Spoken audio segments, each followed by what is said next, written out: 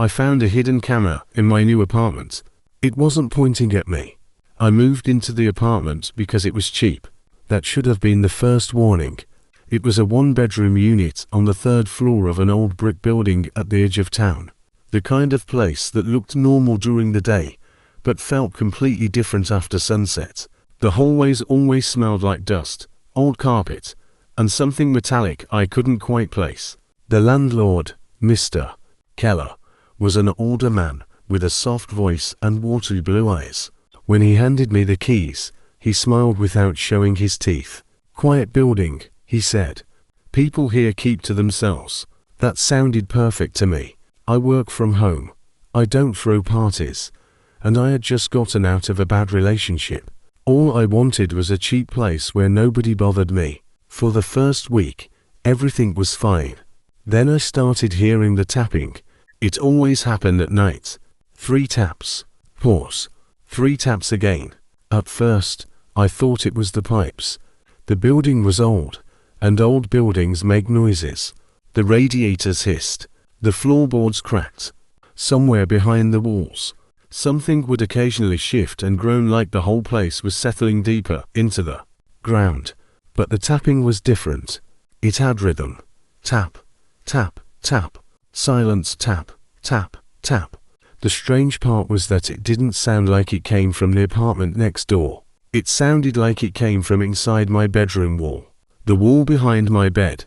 On the 4th night, I pressed my ear against it. Nothing. I laughed at myself, went back to bed, and tried to sleep. Then, just as I closed my eyes, something tapped back from the other side. This time, right where my head had been. I didn't sleep much after that.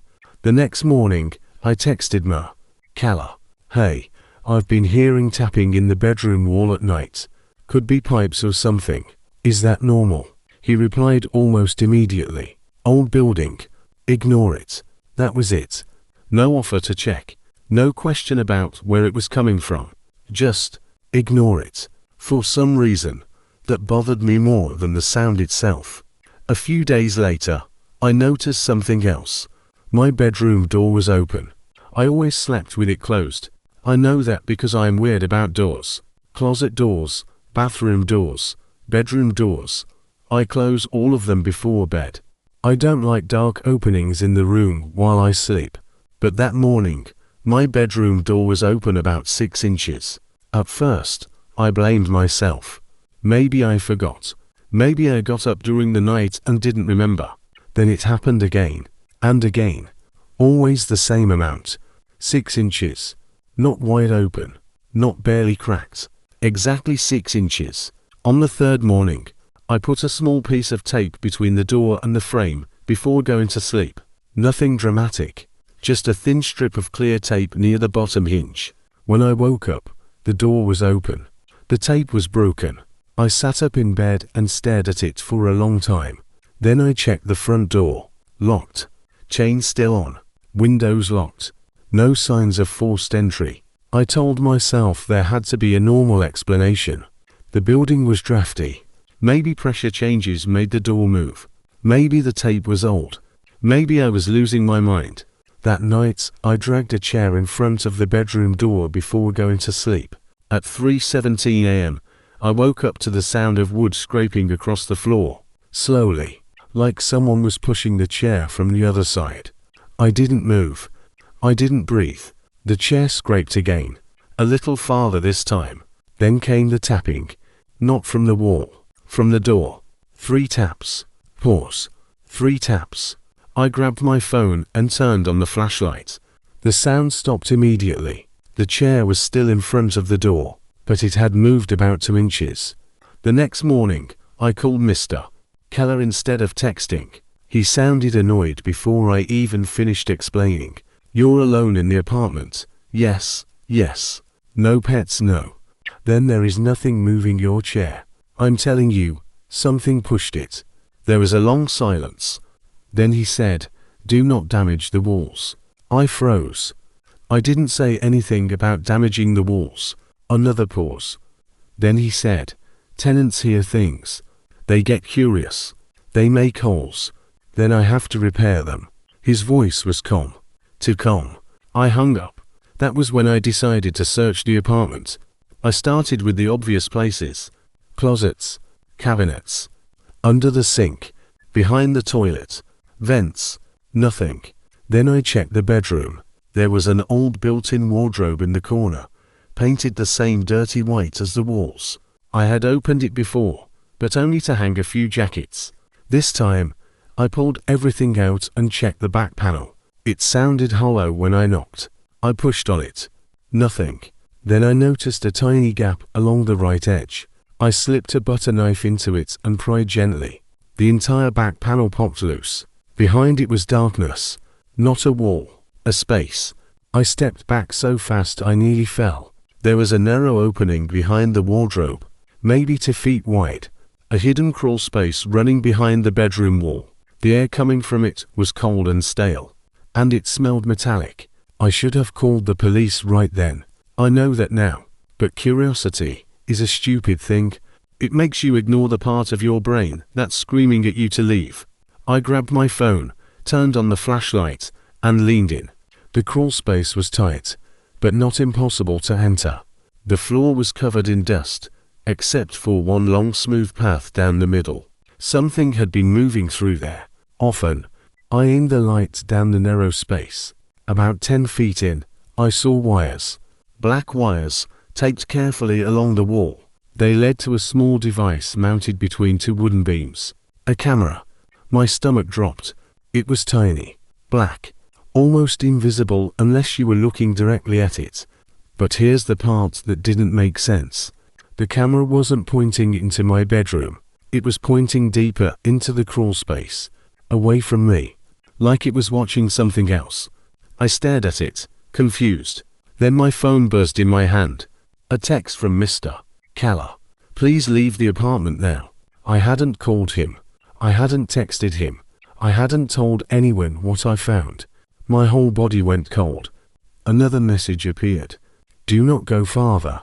I backed out of the crawl space so quickly I scraped my shoulder against the wood. Then I heard it. From inside the wall. 3 taps. Pause. 3 taps. But this time, it was behind me. From deeper in the crawl space. I ran. I grabbed my keys, my wallet, and nothing else.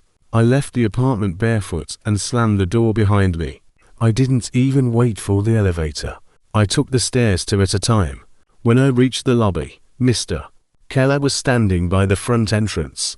He was wearing the same grey cardigan he wore the day I moved in. He looked like he had been waiting for me. I told you to ignore it, he said. I started yelling. I asked him what the hell was in the wall, why there was a hidden camera, and how he knew I found it. He didn't answer. He just looked past me, toward the stairwell. His face changed. Not fear exactly. Recognition. Then he whispered, "You left the door open." Behind me, from somewhere upstairs, I heard a door creak. Slowly. Then another sound. Bare feet on stairs.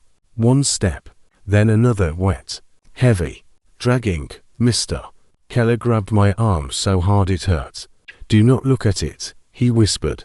Of course I looked. I wish I hadn't. At the top of the stairwell stood something shaped almost like a person. Almost. It was tall and thin, with skin the color of old wax stretched too tightly over bones. Its arms were too long. Its fingers dragged against the railing. Its head was tilted sideways, like it was listening to something inside the walls. Its face had no eyes, just a mouth. A small, round, black opening. And from that mouth came the sound. Tap, tap, tap. Pause. Tap, tap, tap. Not from fingers. From its teeth. Mr. Keller shoved me out the front door. "Run," he said. I did. I ran 3 blocks before I realized I had left my phone in the apartment.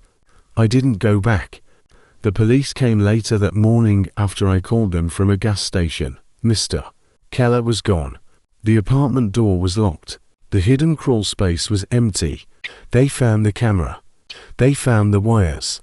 They found old blankets, food wrappers, and scratches along the inside of the walls. But they didn't find the thing I saw. The official explanation was that someone had been living in the hidden maintenance space, behind several apartments. A squatter. Maybe mentally ill. Maybe dangerous. They said Mr. Keller probably knew about it and panicked. That would almost make sense. Except for one thing. The camera footage. The police wouldn't show me all of it, but one officer told me something he probably shouldn't have. The camera had been recording for years. Most nights, nothing happened. Just darkness, dust, the occasional bug crawling across the lens. But sometimes, around 3 a.m., the footage showed a figure moving through the crawl space. Tall, thin, too fast, always crawling along the walls instead of the floor. And every time it passed the camera, it stopped, turned its eyeless face toward the lens, and tapped its teeth 3 times. The officer asked me if I knew what it meant. I said no, but that was a lie. Because 2 nights after I moved into a hotel, I woke up at 3:17 a.m. My room was dark. The hallway outside was silent. Then someone tapped on my door. 3 times. Pause. 3 times. I didn't move. I didn't breathe. Then my phone lit up on the nightstand. A text from an unknown number. You should not have looked. And under the message was a video. It was filmed from inside my old bedroom wall. In the video, I was asleep in bed. The camera slowly moved closer to me. Closer. Closer. Until it was right above my face. Then a hand reached into frame. Long fingers. Grey skin. And gently opened my bedroom door 6 inches. I checked out of the hotel before sunrise.